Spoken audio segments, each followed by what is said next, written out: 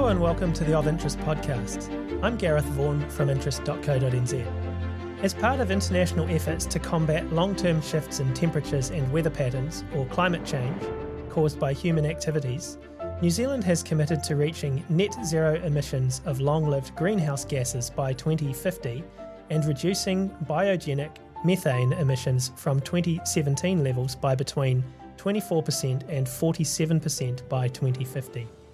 According to the latest greenhouse gas inventory from the Ministry for the Environment, the agricultural sector is responsible for the biggest percentage of gross emissions, or was in 2020, at 50%. Methane, largely from agricultural sources, made up 44% of gross emissions.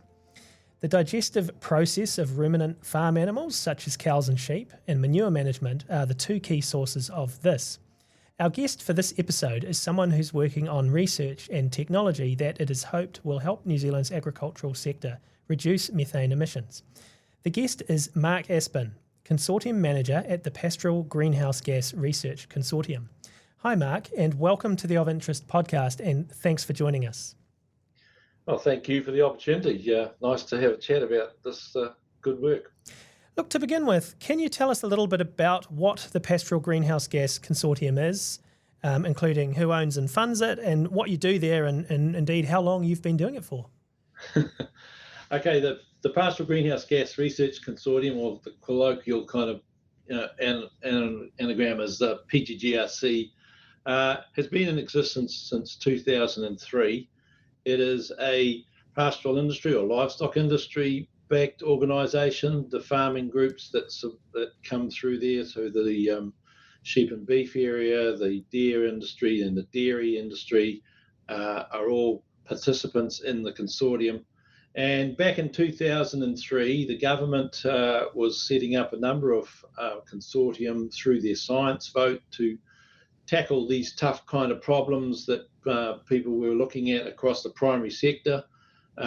This one was about pastoral greenhouse gases, and so methane and nitrous oxide, but there was others also on other factors.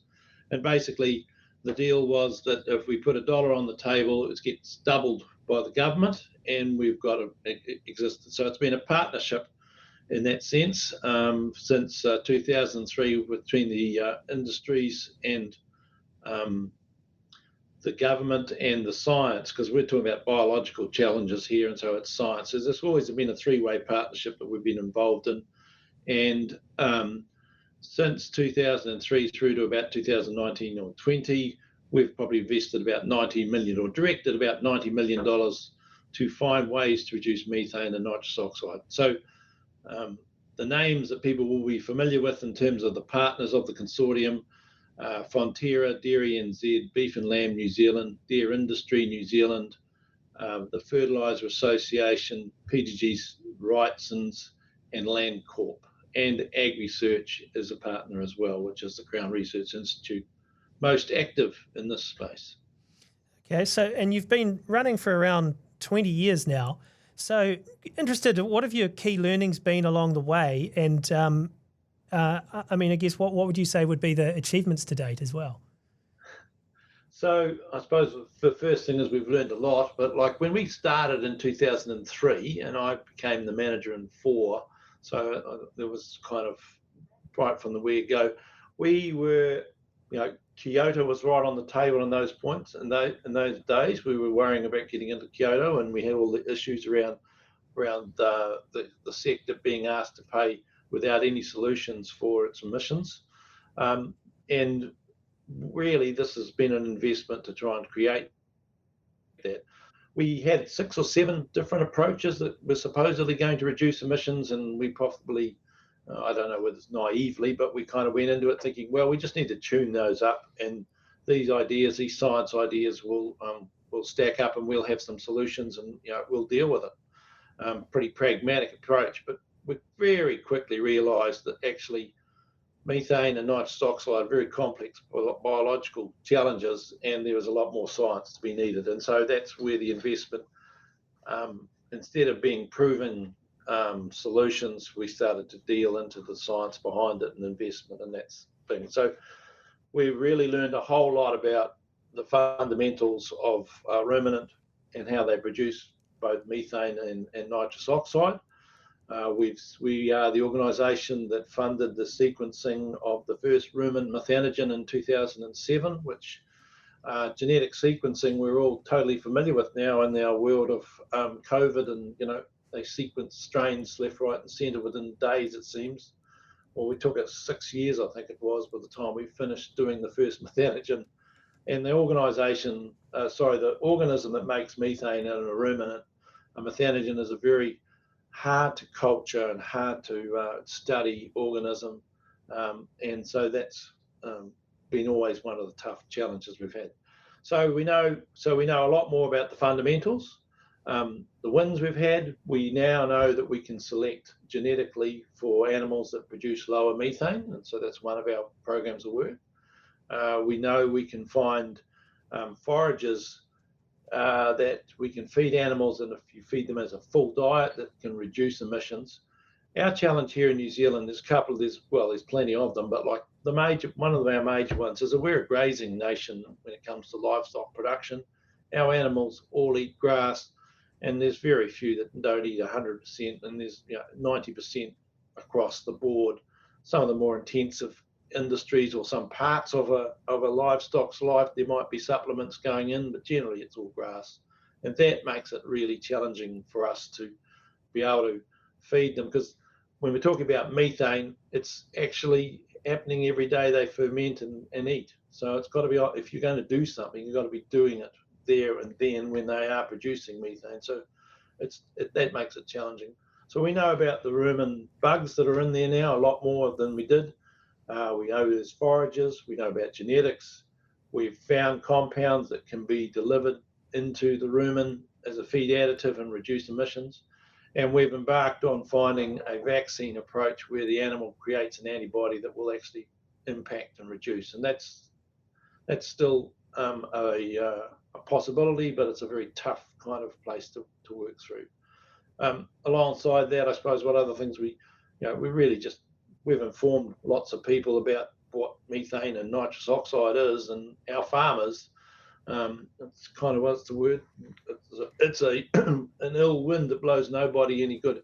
Our New Zealand farmers would be probably the most well informed about methane and nitrous oxide emissions on their livestock of any in the world. And even though that may not be, I think that's to their advantage, because now we've got people thinking about this thing directly, how they can do something about it. So there's been a lot of stuff we've covered off. Yeah, no, you've certainly had plenty on your plate to keep you going. Look, over that sort of 20-year period, obviously the makeup of the national ruminant animal stock has changed a bit, obviously. Yep. So obviously more dairy cows now than there would have been then, and less sheep now than there would have been when you started out. Does that change the methane and nitrous oxide makeup from the stock at all? I mean, is methane from a dairy cow the same as from a beef cow or a sheep or a deer? Yep. Not particularly. There's a couple of things. Let's deal with them. In respect to methane and nitrous oxide, the major driver of emissions is the amount of feed eaten. So if a ruminant animal eats more feed, it will produce more methane on average. And we're trying to find technologies and approaches that actually decouple that methane production from the amount of feed eaten. The numbers are something like 22 or 21.9 grams of methane for every kilogram of dry matter eaten. And so if you've got a cow and you've got a sheep, the sheep will produce less methane because the cow eats quite a lot more. And that relationship is very, very solid. And so nitrous oxide is a little different in the sense that in a dairy situation where you're really growing a lot of feed and you're trying to fully feed your cows all of the time to drive the milk production and be efficient as you can, you tend to have much more nitrogen in the system, because pastures and plants need nitrogen and water to grow. So there's more nitrogen circulating through the animal. Our ruminant animals, because we graze, one of the factors that in our farming systems, eating any pasture, there's more protein in that diet than the animal requires, and so they will urinate and they will deposit nitrogen on the soils, and periodically those soils will produce nitrous oxide. And so the ratio of the gases is kind of like it's about 85% methane, 15% nitrous oxide from the emissions. And in a sheep and beef extensive, the nitrous oxide losses are much lower because of the nature of the farming systems. In terms of the shift in numbers, yes, you've had from 1990, you've had a big increase in dairy numbers and a reflection that's pushed down the sheep numbers. But when you look at the sheep and beef sector and you look at the dairy sector and the total emissions, they're about 50-50. So, there's still about 4 million beef cattle, and there's 5 or 6 million dairy cattle and 27 million sheep. So the ratio of because most of our extensive farms and deer are running, sheep and beef and in some cases deer, then versus a dairy farm which is entirely cattle and is a milking. So yeah, it's still a 50-50, and it's a challenge across all of those farming sectors. So you're focusing specifically in 4 areas now. So methane inhibitors, the food and forage and genetic selection, which you mentioned, and vaccine. I thought it'd be interesting to look at these 4 individually and sort of chat about where things are at and what they are exactly, what they mean. So if we start with the methane inhibitors, I mean, what exactly is this? How does it work? And where are things at? Right. So a methane inhibitor, we tend to call them we call them inhibitors. Offshore, people call them feed additives. When you hear about like what globally people are doing about reducing methane, many of the farming systems are what they term total mixed ration farming systems, where the animals are housed or they're in a very refined area and their feed is brought in. And so everything that they eat is brought in. When you've got that situation playing out, you can add vitamins, you can add additives to balance that feed, or you're making up. The humans that are feeding those animals are making up the feeds. And so you can manipulate that diet to reduce emissions a lot more clearly than what we can when a free grazing animal decides what it's going to eat. The critical point, as I made, is that if you're going to reduce methane in the rumen, you have to have an additive or an inhibitor on site when that methane's being made, because that's how it works. It blocks the enzyme pathways that produce methane. And the little bugs in the bugs in the rumen produce methane to get their energy supply to survive and reproduce. So that's kind of familiar, isn't it? That's life. So they use the methane as a way of getting energy and being able to do what they want to do. So if you can block that, it slows down their ability to do that, and they won't produce methane. So the methanogens have evolved in the rumen to actually harness the hydrogen and CO2 that's a product of fermentation. They're obligate anaerobes. They don't like oxygen. You don't find them out in the environment where there's oxygen. You do find methanogens in the bottoms of wetlands, and you find them in the bottoms of lakes and in the sea and in rice paddy fields, because that is the other human anthropogenic source of methane, is rice paddy fields, and it's a pretty significant number, although the animals and cattle in particular tend to get the limelight. So in those situations, methanogens do their thing and produce methane. So an inhibitor compound, we're looking to find compounds that can actually target and stop that. When we started in 2002-3, one of our big concerns was, why does the rumen produce methane? You're playing with the ecology of the rumen here.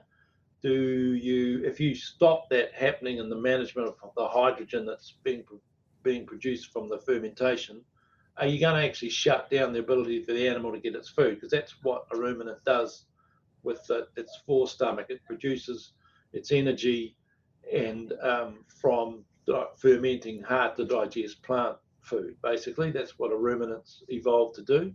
It's good to know that as time's gone on and there's been greater levels of inhibition through these kind of compounds, and claims of up to 90% reduction, and the ruminant is happy, and it's not actually affecting its ability to get energy. So that's a positive, because obviously if you say, well, yes, we can reduce emissions, but actually your animals are now unproductive and they don't really, it's not a great sale, and so that was never going to be a path we could go. So we've learned that, and so our goal in the New Zealand inhibitor program is to find highly active and potent compounds that we can then deliver in a way that a grazing animal can utilize, and that's the delivery is our first port of call, if you like, is a rumen capsule or a rumen bolus, which is a device that you can load up the inhibitor so it just pays out very slowly in the rumen, and they're used for minerals, and they've used for anthelmintics and things like that now. So the technology and the understanding of how to do that's around, but you've got to find a compound that's very potent to fit in there, because generally speaking, the inhibitors that are available, the seaweeds, the bromoforms, the bovir, which is a DSM product coming out of the Netherlands and Europe, can all be added to a total mixed ration.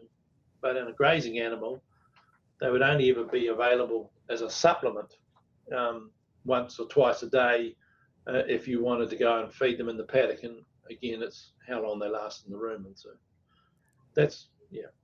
And that, just to clarify, so the rumen is part of the animal's stomach. Absolutely, yeah. It's an intriguing use of language, I suppose. The rumen is a forestomach, F-O-R-E, and the animal, a ruminant animal, has 4 F-O-U-R stomachs, and the first one is the rumen, then the reticulum, then the meson, and the abomasum, which is more the true stomach that like you or I as monogastrics have. So that's the reason it evolved. It doesn't have a blood supply. Things go from the rumen out, but it doesn't have no blood supply, and it's basically fed by saliva from the mouth of the animal. It's a big ruminating fermentation vessel. So we'll move on to the second one on that list of 4. So the feed and forage. So what exactly is this, and how does it work? So, as I said, our animals are grazing, and one of the first things we did in our piece of work was to see, well, can we find pastures, like the colloquial terms for New Zealand pastures is kind of ryegrass and white clover. Those are the mixes of plant species we generally graze, but there are a whole bunch of different species that are used by farmers. And we went through and looked to see whether there was any individual that actually had reduced emissions. We haven't found any grazing plants that can do that, but we have found crops, and on a farm for parts of the year, whether it be in the summer for food for animal performance or to slow down rotations in the winter, there are crops, brassica crops, fodder beet, and other monocultured crops that farmers feed. In dairy farms, you see a lot of maize silage being fed. So we've been evaluated all of those, and that piece of work is around those forages. We know that in the brassica family, forage rape, which is a forage fed to lambs, but also fed to adult stock as well, if it's fed as 100% of the diet, so the cows are only eating, cows or sheep or deer are only eating 100% of forage rape, you can get a 25% reduction in methane compared to if they were eating pasture. So that's a crop, but those annual crops are used for 6 weeks of the year. The year has 52 weeks. The rest of the time, the animals are out eating pasture. So our ability, because of the way we graze and the way we operate our efficient farming systems here in New Zealand, makes it very tough. And so forages, and the other thing that we've found as time's gone on, is that for these alternative forages, you need to be quite a big part of the diet. So the animal's got to be actually eating 70% of the diet as an alternative crop to overcome the emissions that would be otherwise made. So it's got a place in the farming systems, but it's not a panacea for us to be able to, ideally, our perfect world was that we would find that the very best quality feed has the lowest methane, and if all farmers work their farming systems to have the very best quality feed, we would have low emissions. It's not that simple. It doesn't move that much across all the different seasons of the year in terms of the amount of emissions that come off pasture. That's where we've got to with that. And the third one, genetic selection. So this one sounds interesting. So how does that work exactly? So what we did here, and we did this groundbreaking work in sheep, but we basically highly genotyped and performance recorded sheep, ewe lambs were put through chambers, and we found that there's a variation of amount of methane given the same feed, same conditions. We took the top 10%, the ones that had the most methane, and we took the least ones had the least methane, which are the ones that we're really after, and mated those to rams that we had used. We also screened for high and low.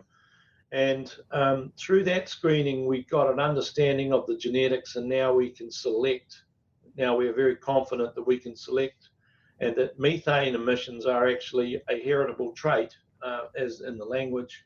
So people can genetically select for rams that are lower in methane and use those in the sheep industry.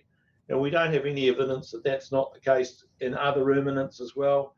And the work in cattle is happening right now in the dairy industry. It's being funded through the New Zealand Agricultural Greenhouse Centre, and eventually. But what we've done with sheep is, so we started off with a flock that was 4% different between the highs and the lows on average. After 3 or 4 generations of selection, where we've mated highs to highs and lows to lows, which is kind of the extreme approach, those are now at about 12 to 16% different. So over time, we're only getting a very small amount per generation, but you're building on that. So genetics and genetic selection for whatever trait is permanent and cumulative. So you build on what you've done previous years. So over time, we think we can reduce the national sheep flock by a significant amount, 7 to 10% by about 2040. And we are rolling that out now into the New Zealand sheep industry. Many breeders are now selecting for methane to find those animals that are lower, and that will come through. So that's a big success story for us, global first for any livestock industry to be able to select and do those things. It's small but perfectly formed, I suppose. But yeah, it will make a difference over time and will underpin any other kind of more dramatic changes that we might be able to bring through any other technologies or management. And what about the vaccine option? Whereabouts is that at, and how would that work? So the vaccine option is one where, instead of looking to incorporate into the feed or bring into the animal a feed additive that is inhibiting, we're actually looking to find antibodies, in the same for our immune system, that actually target and will inhibit methanogens from making methane in the rumen. And we do that, we know, because the utility of that, before I go into that, the utility of that is pretty immense. If we can actually prove that we can inhibit through antibodies a ruminant animal, then it doesn't matter what farm system you could actually impact, and then that would have a much, it's got a lot of utility in any farm system. If you vaccinate and you can get a 10, 20% reduction, that's going to be pretty significant. But it's not easy, because what we're trying to do here is introduce proteins and parts of the methanogen to the ruminant so that they produce antibodies. Antibodies are part of our immune system that we have, and obviously the COVID, we're all up to speed with that now. But we have vaccinations too. But also at the same time, we've got antibodies going through our bloodstream. We've got them in our saliva, and this is the path. So a ruminant animal puts sheep something like 7 to 10 litres of saliva a day. A cattle, adult cattle, will be something like 100 litres. And the antibodies that are in our blood are also in the saliva. And so the principle of a vaccine is that we would produce specific antibodies that target methanogens that will go into the rumen and stop them producing methane, stop them creating methane, and that's how it will work. And so it's a natural, kind of more natural way, but it's proving very tough. But I suppose we've always maintained there's two paths here, Gareth. One is it can't work, and we should stop doing science to prove it can. And the second one is it does work, and we've tested, and we're definitely on the latter path. We have got antibodies. We know that the ruminants will produce antibodies against whole methanogens and parts of a methanogen. We add those into pure cultures of the methanogens in a laboratory. We can see that they interact. We can see in rumen fluid and in the rumen contents that they pull them out. We can find specific antibodies. We just haven't seen them have a big enough impact to reduce methane yet. And so it's groundbreaking science in that sense, but exciting if we can make it work. Yeah, no, it sounds like an interesting project. So just in terms of those four areas we've just chatted about, so obviously the genetic selection is underway, that's happening, and the feed and forage option is happening. The vaccine is a very interesting work on. And the methane inhibitors, are they in use yet or not? Well, there are a few coming into the world market, but our inhibitors are not. And it's a long path. If we're adding a feed additive into a ruminant animal, with being an export-focused nation and food, we will be really, we have to go through a long process to make sure they're safe and do those things. But in actual fact, the logistics to manufacture and deliver and actually do all these things, this is years of work. So if we have a proof of concept point where we know this will work at a certain level that we want it to work, then we're probably 5 to 7 years from that point before it actually gets into a farm, can be registered as a product. So these quite long lead times, and it's kind of common nature with any animal health farmer or any of those kinds of things. So I'm sure there are compounds internationally. DSM has Bovair. There's CH4 Global in New Zealand, but other players with seaweed and extract inhibitors that are starting to appear in world markets in the feedlot kind of industries. So there's not many options open yet, but it's growing all the time. Okay. So obviously there's some regulatory hurdles, I imagine, with some of this stuff. And potentially, obviously there's some intellectual property involved in all of this as well. I'm just wondering, in terms of that side of it, if you're, as you say, we're an exporting nation. Agriculture's one of, if not the key export industries we have. Will you have to get regulatory approvals in New Zealand and overseas, or just in New Zealand? And is there potential for IP there that can be licensed overseas? On the regulatory, yes, we will. We will have to have regulatory approval. The current process that is in place is that our compounds, inhibitory compounds, will go through, and vaccines will go through the animal compounds veterinary medicines process here in New Zealand.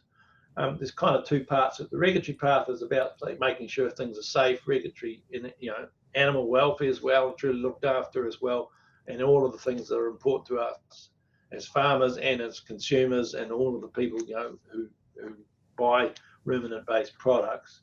So that's absolutely critical. It's you don't have to think about that. You just have to do these things. It's a cost, but that's the reality of the world we live in, and that's a good thing.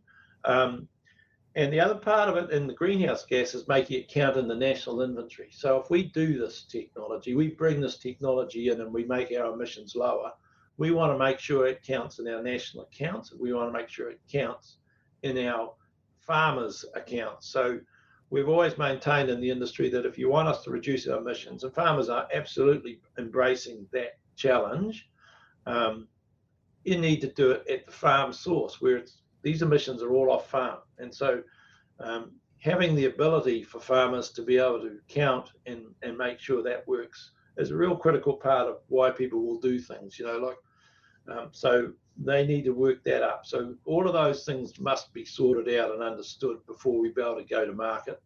And if we don't have if you've got a product that's got a residue, then you go into a market, and international markets will look for those residues. You've got to make sure you've got accepted levels in the world markets. And so we're an export nation, so we can't just register and look after it for New Zealand, because 90% of the stuff we produce goes offshore. So we are a real world citizen in that sense, feeding 45 million people with our products. And Yeah, absolutely. And in terms of what's happening, IP question, have I? No, but that's an interesting area too. So in terms of intellectual property, the PTGRC owns intellectual property that it develops, and we own that on behalf of our farmers who have funded the consortium. And so our interests in owning that intellectual property are twofold. One is to make sure New Zealand is not disadvantaged in the sense of our farmers, because that's where the emissions are to be made. And so we want to make sure that New Zealand farmers are at the forefront of these technologies and have no disadvantage over that. And as I say, the emissions come off farm. That's where the big wins are. The other thing about it is that it enables, by having a unique position and owning the intellectual property, it enables us to find the right partners who can actually, develop, distribute, manufacture, and do those things really well, and have some, and have some real partnership with them and collaboration with them to actually deliver globally. So there is a big market of ruminants out there. Both sheep and cattle, I think, are over the 1 billion mark in terms of the world populations. And what are we, 29 million sheep and 12 million cattle. So, our market's very small and wouldn't be big enough for anyone to come here. But so that's why we own intellectual property, and why we work carefully to make sure that we can do things right. Now, obviously, there must be groups in other countries doing similar to work to what you're doing, and you mentioned in the methane inhibitor area, that's obviously something used overseas. You said feed additives, they're known as in some places. To what extent do you work with people overseas at all?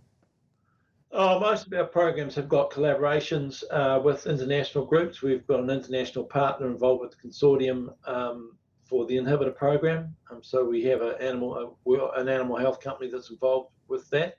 We're also working with other science groups at the science level. We're working with groups from Australia. We know that the Irish are very active in this space as well. Many countries in the world. I mean, New Zealand's unique. 50%, as a developed country, 50% of our emissions come from agriculture. The other developed countries in the world that are the next one's Ireland at 37%, I think it is at the moment. And most countries start to drop down below 20%, or the US, which is 20% of the global emissions, is less than 9%. So agriculture is a big ticket item for us, but not volume-wise, we're 0.17% of the world's emissions. So I mean, that's a different question altogether about things, but yeah. I think there are there's been a lot more science, but we've been right in amongst it since 2003 across the board. Those 4 areas that we've talked about, Gareth, you'll find individual countries that are active in inhibitors, a little bit of this and a little bit of that, but we've been bloody comprehensive, and that is a big tick to our science teams and our people in New Zealand who have really done a lot of work for ruminants across the board. So we're well recognised globally as a country that does ruminant science very, very well. So just in terms of the 4 key areas you're working in that we have discussed today, I mean, if things go really well there and you get a vaccine up and running, for example, how significantly could they reduce ruminant animals' methane emissions by? I mean, will these on their own get us to those targets that we have as a country, or will other steps be required as well? They could do, and I say that because if you look at, there's kind of 2 parts to think about this. One is the actual impact of the technology. So if you just think about it on an annual basis of 1 year, or every day, I suppose, but at 1 year, a genetic solution might reduce your emissions, your methane emissions, by 1% a year. It just, and it builds, but that's the thing. If you were able to feed a total mixed ration animal every day, bovine, then their reductions in methane would be 30%. There's a cost to doing that, of course, but their reduction will be 30% for every day you feed them. And so what kicks in here is so you've got the impact of the technology, and then you've got the amount of the adoption. So with our grazing animals, we're going to have to find solutions that can be used in the grazing situation, which means even though it might be able to reduce it 30%, you're not going to be doing that every day of the year, and the costs are things. So I think there will be a mixture of solutions that could do. Genetics, if we could get genetics over time, will certainly give us a good solid baseline to what the reductions could be. The vaccine is a kind of, if we can make it to work and it gives us a 20% reduction, then that could be pretty significantly impacted and would possibly be able to be used across all of our sheep systems. But like the likes of the inhibitors, where you're in a dairy situation where you're seeing the cows twice a day, is much more tractable than in a sheep and beef, or where an extensive, where a farmer could choose to give a daily supplement. There's no doubt about that, but it would depend on the nature of how that works. So there's a lot of other factors that kick in, the practicality of the and as well as the impact and how much of it. So there are solutions on the thing that, if it's, as you described, if in the perfect world, yes, we could probably make a big hole in the agricultural emissions if we could get them all to work. And the next question that people say is, when they say you've got 4 things, do they stack? Do you add the 1 to the 20 and the 30? And so we don't know that. This is early days. So, or are they just actually targeting the same process in the rumen? So you either get a 1% or a 20% or a 30%, but you don't get 51%. So, I mean, those are all the kind of questions that people who love this stuff think about all the time. Yeah, no, absolutely. You mentioned before, so in a global context, New Zealand's greenhouse gas emissions are 0.17% of Yep. global emissions, and New Zealand agriculture is thus about half of that. So it's tiny in a global context, and obviously, we are exporting food and producing food for our own population as well, and of course, as humans, we certainly need it.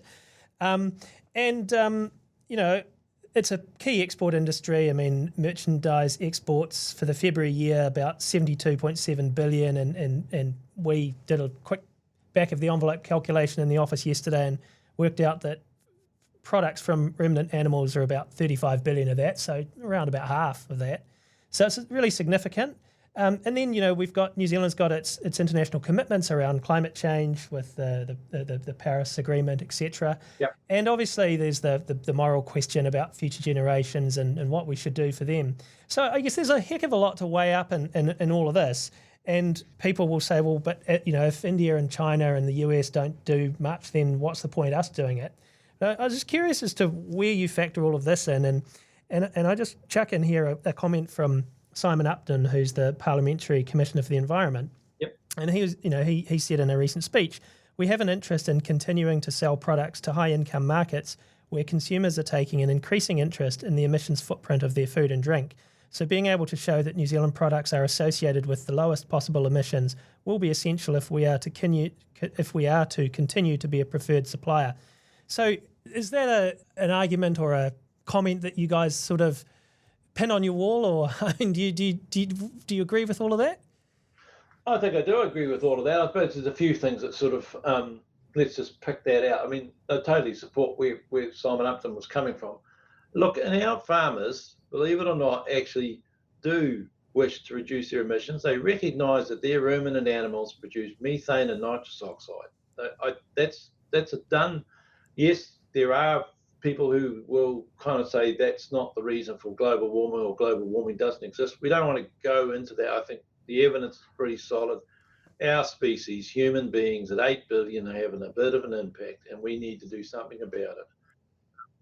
So we, so that's done. But the issue that kind of gets everyone is that the fairness of it, and like being asked to 0.17% of the emissions. What's the rest? The reason the human beings are having a big effect is probably more about energy than it is about food supply. So the rhetoric around agriculture being 50% of the emissions, and I'm sure you'll be familiar with the idea of how methane is counted in the atmosphere and how we've got split gases because of its warming.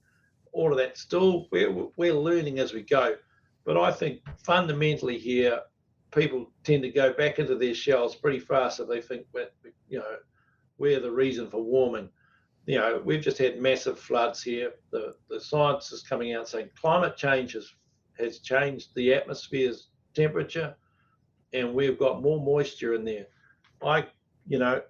If you go cause and effect, 0.17%'s caused all that flooding. I don't think so. Fossil fuel has, and I don't think we want to take our eye off the ball, but that's not a cop-out. Our farmers are kind of thinking, and look, that's why in the Hiwaka Kanoa and things like that, we've said, well, hold on, we've got a whole lot of trees and we do have sinks. And if you're going to do it, let's do it properly and think about all of the levers that we can pull and do it well. And it's an understanding. Once we start to understand all these things, you will be surprised how fast we can do. I mean, electric cars is, completely, if people get access to electric cars and they can use them, then they start to use them. So these tools, if we can develop them, and I think people will positively take it. We're not seeing collapses in our animals' digestive systems by interfering with the amount of methane coming out of them. We do farm in parts of if you were going to get food out of that land, how else would you do it?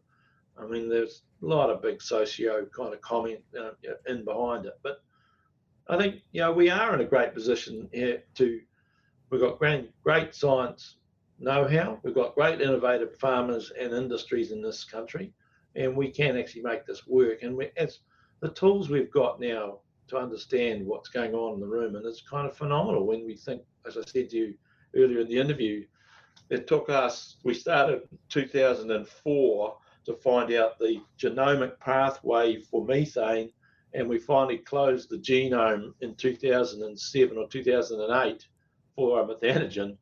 They do that in sort of a week or a day or two now, and it costs a very small amount. So I think we will find solutions, but it's a very tough space when we're accused of causing the warming in the world, where actually we're all in all this, and it's just about fairness, and that's an ethical thing, I suppose. But I think that's where we come from. No one's trying to get out of this. It's just saying you can't ask us to reduce. We don't have methods to do it. And that's exactly the same. If we didn't have an electric car, what would we be doing? Would we be going back to horses? I can't see that happening. So, I think there are some issues in here that we just got to be mindful and think that I want my kids to have children and live up in the world and be amazed as the way I have in my 60 odd years. So I don't think that changes no matter where you are. Well, look, Mark, thanks a lot for that. It's a really interesting discussion to catch up with all the work that is going on in this area. That is Mark Aspin, Consortium Manager at the Pastoral Greenhouse Gas Research Consortium. And I'm Gareth Vaughan at interest.co.nz with another episode of our Of Interest podcast.